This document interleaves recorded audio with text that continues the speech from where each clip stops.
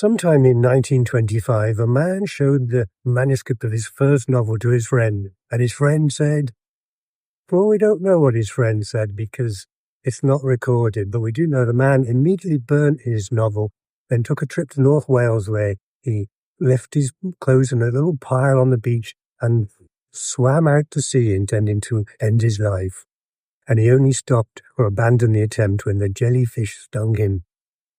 Now, to the layman, that might seem a bit over the top, but if you've ever shown your first novel's manuscript to a friend, you'll know how he felt. That man was Evelyn Waugh, a graduate from Hertford College behind me. If you want to get there, take the bus to St. Giles, walk down Broad Street and turn right at the Bodleian Library. They've even got his picture on the wall outside to help you. Now, Waugh's example is a fine introduction to my theme today because I want to talk about doubt, arguably the greatest foe the writer will face. So I want to give you a couple of tips to deal with it, including an insight which may well be the greatest antidote to writer's doubt there is. So welcome to another installment in my series on how to write your novel using that most unlikely of writing implements, a round Oxford bus ticket.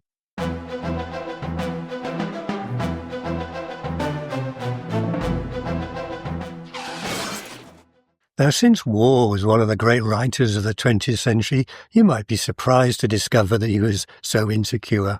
But upon closer examination, it seems that all great writers were tormented by doubt. John Steinbeck wrote in his diary while writing The Grapes of Wrath, "I am not a writer. I have been fooling myself and other people. I wish I were." And later he wrote that he was assailed by his own ignorance and inability. And then he went on to win the Pulitzer Prize for The Grapes of Wrath, and not long after that he won the Nobel Prize. So it seems if you're assailed by doubt, it means you're in good company. You're up there with the greats, and you might want to draw comfort from that. And paradoxically, if you're totally unfettered by doubt, well, maybe that's a red flag. So in this video, I want to consider two areas in which doubt emerges. One, while you're actually doing the writing, and secondly, later when you first show your work to someone. Showing your work for the first time can be agony. In movies, writers are always depicted as crazy mavericks oozing self-confidence, aren't they? But in the real world, all the writers I've met have been really ordinary, in a nice way. They know what an act of presumption it is to write a novel, and they know in the heart that sooner or later their lack of ability will get found out. Now, Waugh showed his work to Harold Acton, a fellow student from Christchurch College, and he is widely believed to be the inspiration behind the character of Anthony Blanche in Brideshead Revisited, a ridiculously over-the-top, foppish aesthete. This chap. It's all over the house, you know. What is? My dear boy, the news that you finally lost your virginity. Or perhaps I should say, mislaid it. You put my own grande passion quite in the shade. Now, you couldn't really imagine a worse person to show your book to, could you? It's like showing your newborn baby to King Herod the Great. The problem is, many of the gatekeepers in the industry, publishers and critics and editors, can be just as dismissive. Some of them, to use a rather wonderful American phrase, don't know whether to scratch their watch or wind their ass. The internet is full of famously wrong rejection slips about works that late became universally admired. Fawlty Towers, for example, the great BBC TV comedy series, was rejected with these words: "I'm afraid I thought this one as dire as its title, a collection of cliches and stock characters, which I can't see being anything but a disaster." And Orwell's Animal Farm was dismissed as a stupid and pointless fable in which the animals take over a farm.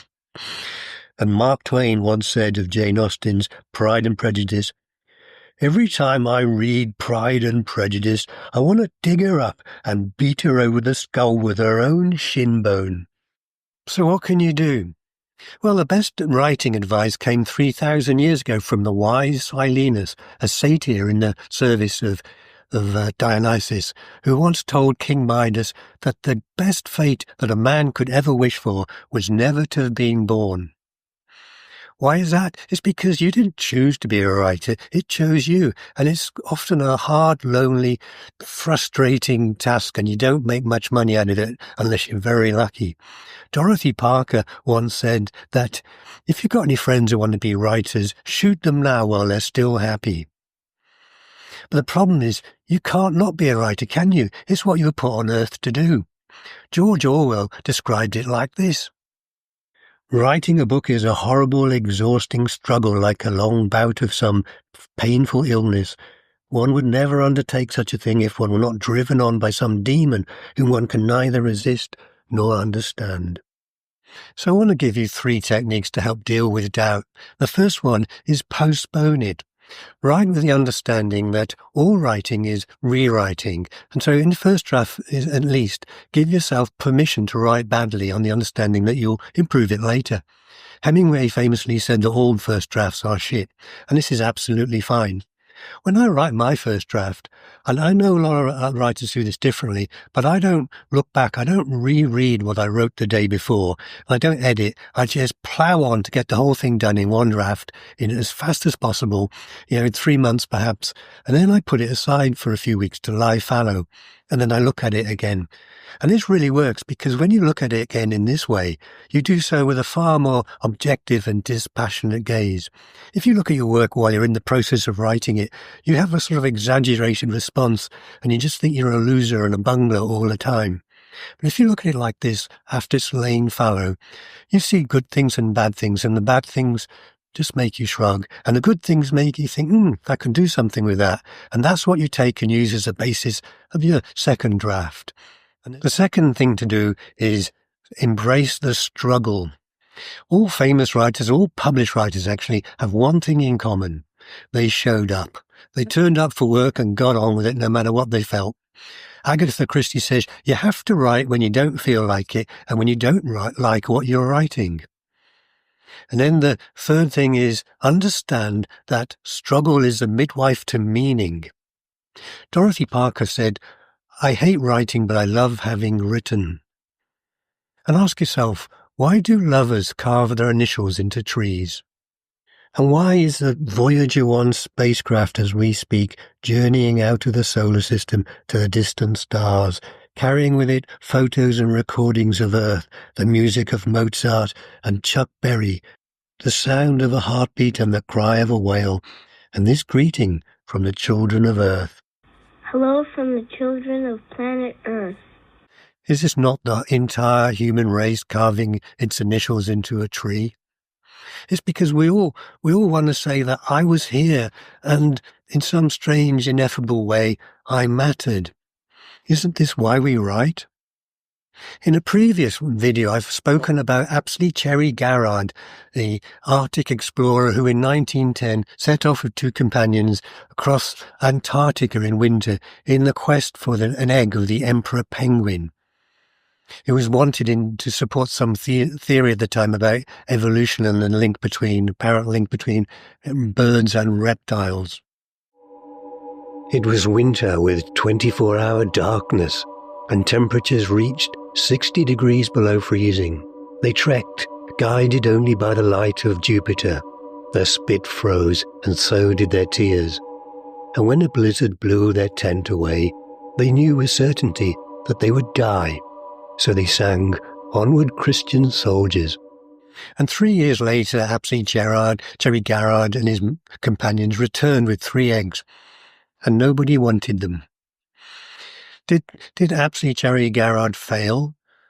Well, of course not, because it was never about that abstruse theory of evolution, was it? Nobody would risk their life for that. It was what the egg stood for, something precious and deeply meaningful that you keep stored in the roped-off section of your heart.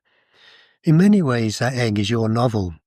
As a child, my penguin's egg was a dream of sailing across the South Pacific.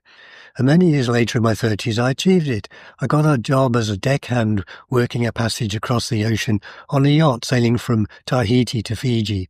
And I bought some maritime charts to plot the journey. And these charts were things of quite unimaginable beauty.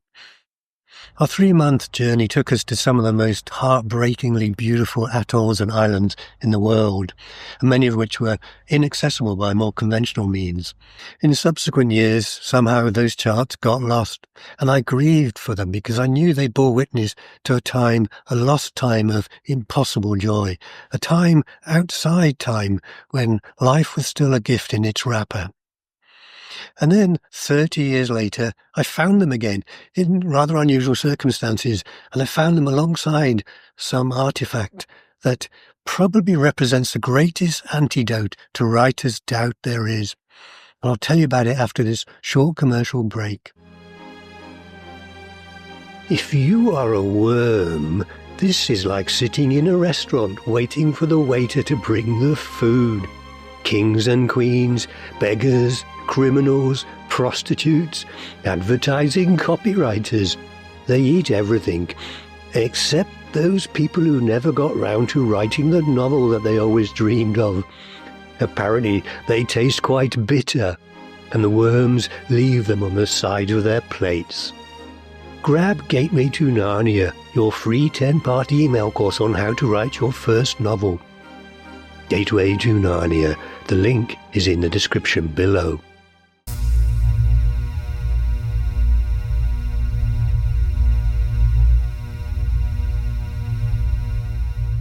The incident took place shortly after my mother passed on, and I was clearing out the attic, and I found a dusty old suitcase, and inside were those charts.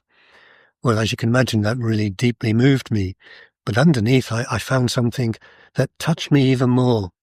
It was a scrapbook that my mother had secretly kept over the years, outlining all the details of my early career as a novelist, all the reviews and photographs and appearances and bookshop signings, sometimes just a headline, faded black and white photos on yellowed newsprint, and all snipped out with scissors and affixed to the page with the glue of love.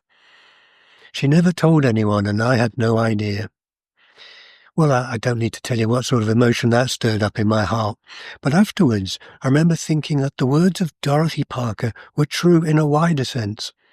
I hate writing, she said, but I love having written. And that's exactly how I feel.